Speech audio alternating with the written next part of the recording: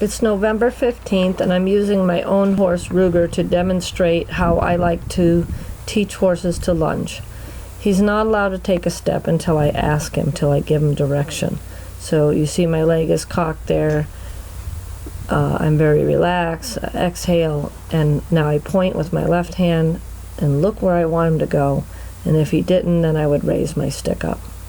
So everything that I do with lunging is supposed to help you under saddle. Stand to be mounted is him waiting to be told which direction to go. So when I want him to halt, as I just did, I may step out in front with my left leg and lift my line so I don't pull him into me. I also, for new horses, will say the horse's name, Ruger, and lift. Here I'm wiggling the rope to ask him to back up. Now I'm going to look at his hindquarters and ask him to wait. Sometimes I ask him to back up so he doesn't come into my circle. He didn't back up, so I corrected him. Point my new direction, lead with my right hand out the direction I want him to go, and always confirm to the horse by touching the whip toward his foreleg, right behind his foreleg, that he is not to come into your circle. And I'm going to go out and tell him he's a good boy so he doesn't turn into me. See, when I walk back to my circle, my rope's on the ground so I don't pull the horse into me. So I haven't pulled his face, and I'm relaxing and telling him to relax. Now I point where I want him to go, look where I want him to go, point the whip toward his front leg so he doesn't come into my circle. Here I've asked him to trot, and I think I'm going to ask him to halt when he gets to the light pole, just one lap. By putting the whip down, my energy down, and lifting my line, he stops immediately. He can turn in as long as he doesn't bring his feet into me. So I push till his left front takes one step away, and wait. Point.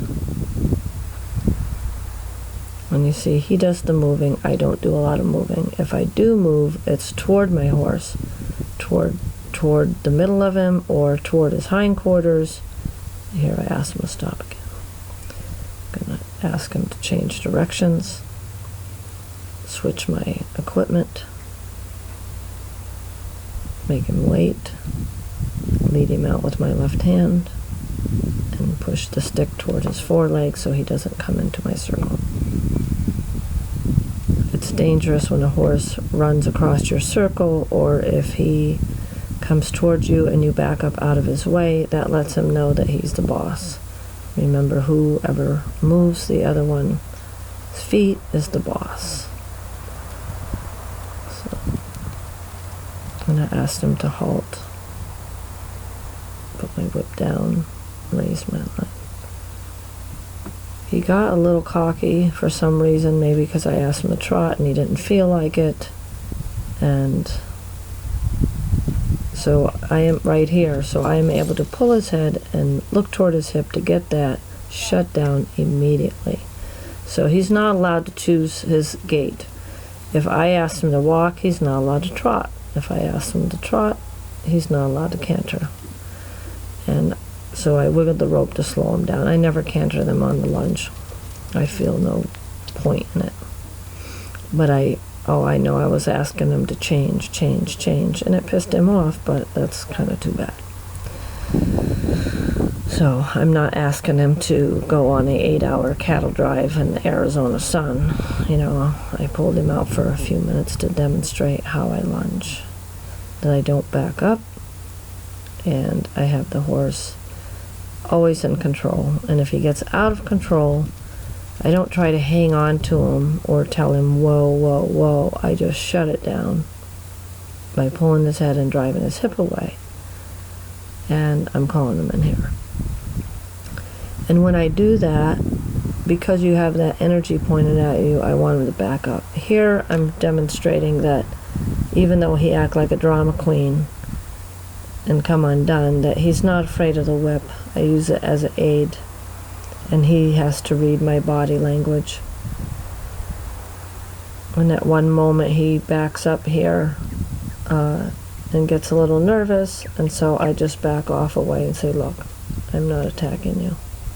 Let me retreat and explain to you that I don't want you to move unless I ask you to move. Just because I have a whip in my hand doesn't mean you're supposed to go anywhere unless I look at an area and put pressure on you and want it to move, which I'm going to do in a second.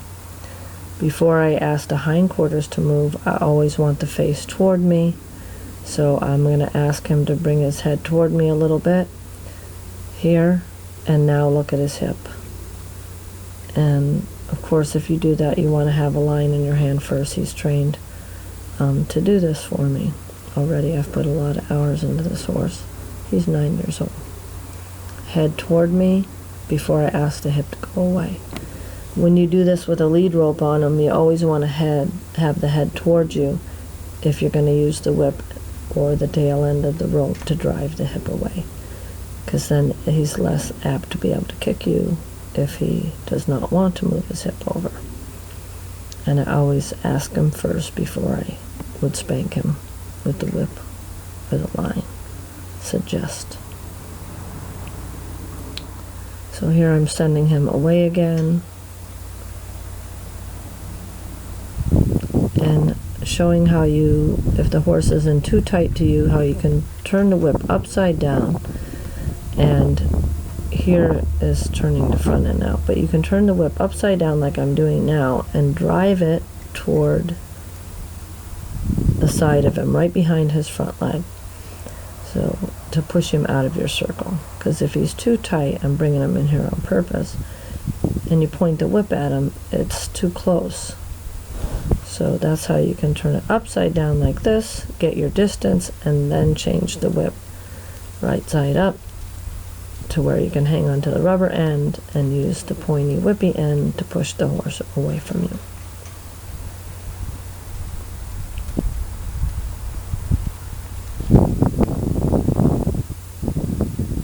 And he's very in tune to my body language, so when I raise that line up, he halts.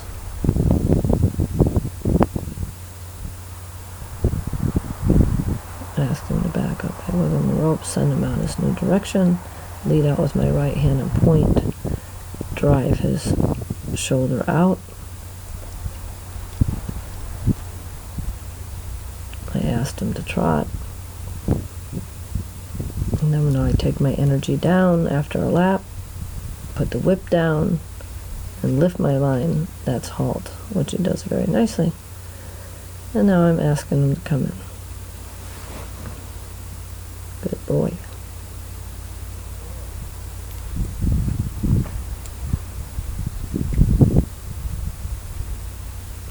Doing a turn to the right.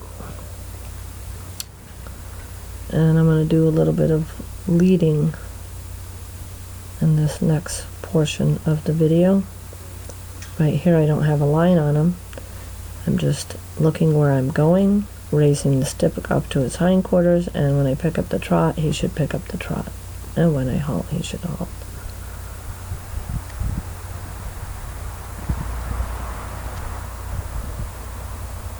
Now I'm going to demonstrate how I lead the horse with a loose line, and I have my legs next to his front legs instead of out ahead of him. This position more simulates the position you're in when you're actually riding the horse, that you can get impulsion. You don't hold the horse underneath his jaw.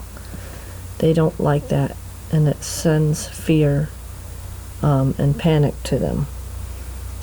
So you want to give the horse a loopy line, and you want to put the whip on him, and I'll rub him with my right hand and do a circular motion with my left hand to let him know it's friendly fire. Yes, I have a whip in my hand, but I will use it sparingly. And then I'm going to get my eyes up to where I'm going, say Ruger, walk on, then I cluck, and then I tap lastly. So I just want to demonstrate here, this is my training position of leading, that if you look at your horse, that your horse, if he's in tune to you, will stop. So you really want to look where you're going And you want to lean back and lift your line when you do want to halt. Lean back and lift. I look to my turn. I'm going to back him up and finish my turn. So I'll have my right hand down low, because when I lift my line, that means halt. Turn to the right, look to my turn, pause, and back him up so I can do a straight line back toward the camera. Here's a lateral move. I pull the line with my right hand toward my belt buckle, and then with the whip motion suggest toward his shoulder that I want him to go away. If he doesn't go away, then I'm going to hit him with the rubber end of the whip in the shoulder. But I always ask him nice first. I'm just lining him up here so it can be straighter to the camera, so you can see the move. That I have my eyes up, I'm looking straight ahead, and then my eyes are going to drift over to the left and ask him to yield. So you want a horse that yields to your body language on a loose line and that's paying attention. You don't hold them tight in a death grip under their throat. I'm demonstrating what not to do. This is how people lead, and then they pull them back, and then the horse is turned into them because they have a death grip. And you don't put your hand under the horse's neck to move him. Horses don't do that. See how I'm holding him tight, and he doesn't like it. And when I pull him back, or to ask him to back up, I just pull the horse on top of me. So you don't want to have this tight grip on your horse's face.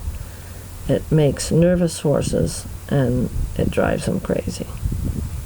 So instead, I'm getting my line ready to have a loopy line, and just suggest that I want him to turn out of my way by coming into his space. And since he knows I'm the boss of him, he does. And see, he backs up straight here because I haven't gripped his face.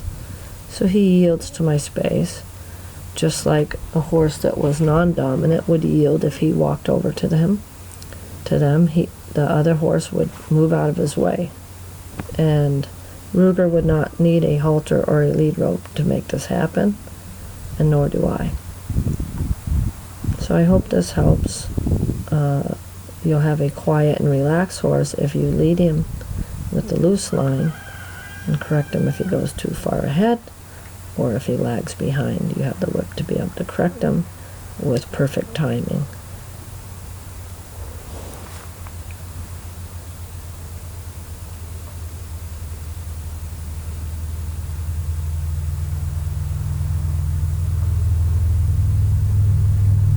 There I'm demonstrating that every time I look at him, he stops. And that's why it's important. You need to get your eyes up. Just like if you're riding, your eyes are up down the trail. And if you keep turning and looking at your horse, he will stop because you have stopped.